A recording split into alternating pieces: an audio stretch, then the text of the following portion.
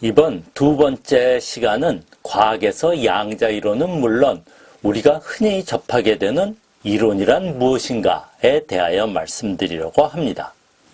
양자 이론 설명에 갑자기 과학 이론이 무엇인가 라는 철학적 주제 같은 이야기를 왜 하는가 의아하게 생각하시는 분들도 있을 것 같습니다.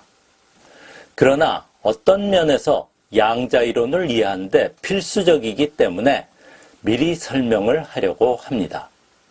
그리고 과학 이론이 이해하기 어렵다고 하는 의미에 대하여도 간단히 언급하겠습니다. 서양의 현대 과학은 지식을 단순히 아는 것뿐 아니라 그 지식을 활용해서 예측을 하고 예측을 이용하여 유용한 무엇인가를 얻는 것입니다.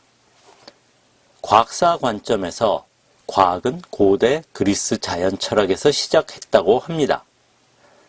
서양 과학의 특징은 최초의 자연 철학자로 기원전 6세기에 활동했던 탈레스를 꼽는 데서도 알 수 있습니다. 그는 자연을 구성하는 만물의 근원을 물이라고 주장했습니다. 그는 자연을 이루게 하는 단순한 근본 원리를 찾으려고 노력한 최초의 인물이라고 할 수 있습니다.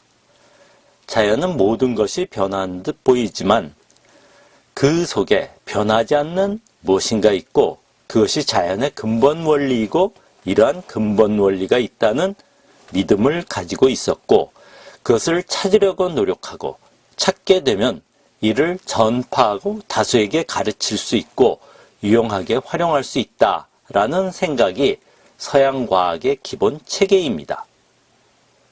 반면 동양의 전통적인 사고방식은 자연의 단순한 근본 원리가 있다고 생각하기보다는 세상은 모든 것이 복잡하게 얽혀 있고 근본 원리가 있는지도 불분명하며 따라서 그것을 찾는 것이 무의미하다는 것이었습니다. 서양에서 근본 원리가 신이라고 믿었던 중세 이후 르네상스를 통해서 그리스 자연 철학 전통이 부활하였는데 자연의 근본 원리를 찾는 방식이 고대 그리스의 자연 현상을 관찰하여 단순히 숙고하는 사변적이었던 것과는 완전히 달라졌습니다. 근본 원리가 그리스 시대에는 자연에 존재하는 물질적인 것이나 외형적으로 보이지 않지만 의식 속에 있는 무엇이라고 생각하였으며 중세에는 신과 같은 전능자라고 생각하였다고 할 수 있습니다. 근대에 들어와 16세기 이후 과학사에서 과학혁명이라고 부르는 시대에 자연의 근본 원리를 알아내는 방법으로 자연 현상에서 반복되는 패턴을 정량적으로 수식화하여 표현하는 방식을 만들어냈습니다. 이러한 방식을 만드는데 가장 큰 기여를 한 인물이 갈릴레오입니다. 자연 현상의 갖가지 성질을 정확하게 정의하여 양적으로 표현하고 그 성질들 사이의 관계를 수학적으로 표현하게 되었습니다.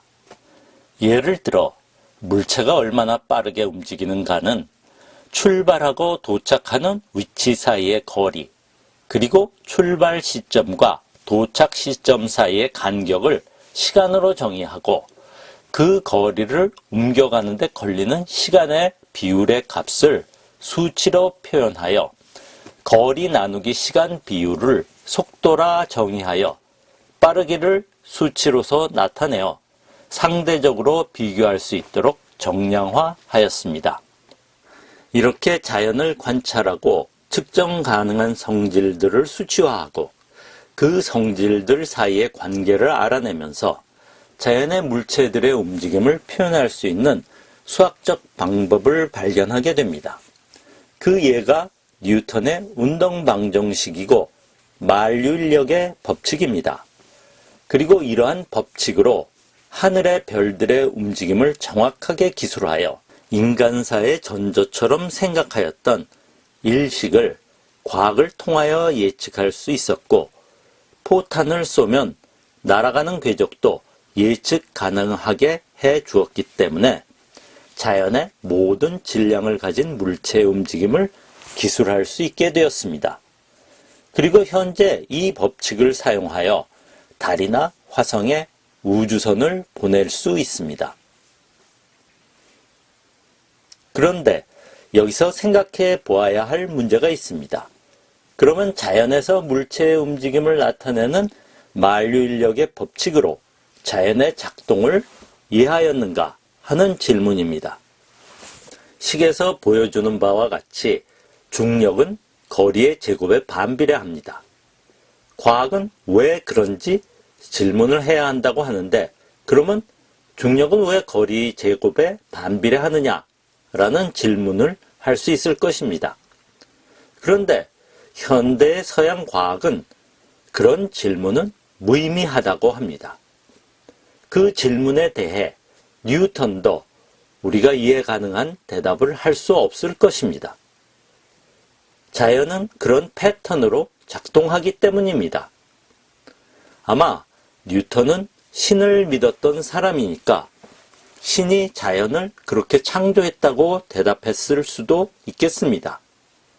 생명 현상을 제외하고 모든 물질적 움직임은 물리학에서 발견한 몇 개의 수식으로 표현된 기본적인 법칙으로 설명이 가능합니다. 그리고 이러한 법칙 또는 근본 원리는 그것에 의하여 물체의 움직임을 예측하고 활용하여 유용한 무엇인가를 할 수 있습니다. 이것이 현대 서양 과학에서 이론의 이해라는 것입니다. 즉, 자연의 반복적인 패턴에 수학적 표현이 과학에서의 자연의 이해라는 것입니다. 그리고 양자이론도 이런 선상에 있는 근본 원리라고 할 수 있습니다.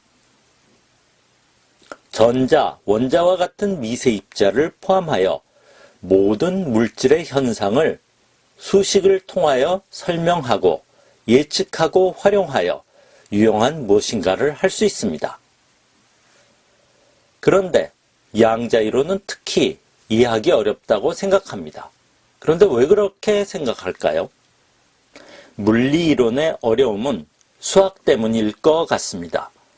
지구의 궤도를 알아내려면 복잡한 운동방정식을 표현하는 뉴턴이 알아낸 수학적 미분방정식의 해를 구해야 합니다. 따라서 설명에 복잡한 수학을 필요로 하기 때문에 어렵다고 생각할 수 있습니다. 그런데 양자이론의 어려움은 한 가지 더 추가가 됩니다. 양자이론의 수학적 결과는 거시세계에서의 경험과는 배치된다는 것입니다.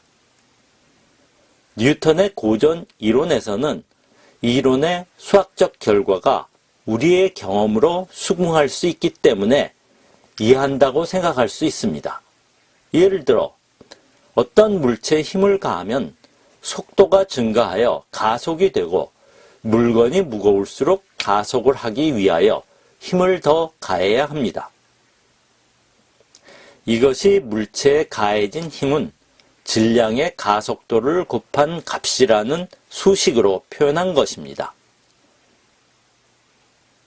양자이론에서는 때로는 수학적 결과가 거시세계에서 이해가 불가능한 현상을 표현합니다. 전자와 같은 미시세계는 우리의 흔히 경험하는 거시세계와는 다른 현상이 일어납니다. 방을 나가는 문이 두 개가 있는데 방 안에 어떤 한 사람이 동시에 두 문을 통과해서 나가는 일이 벌어질 수 있다면 누구나 말이 안 된다고 할 수 있을 것입니다만 양자이론은 그럴 수도 있다고 합니다.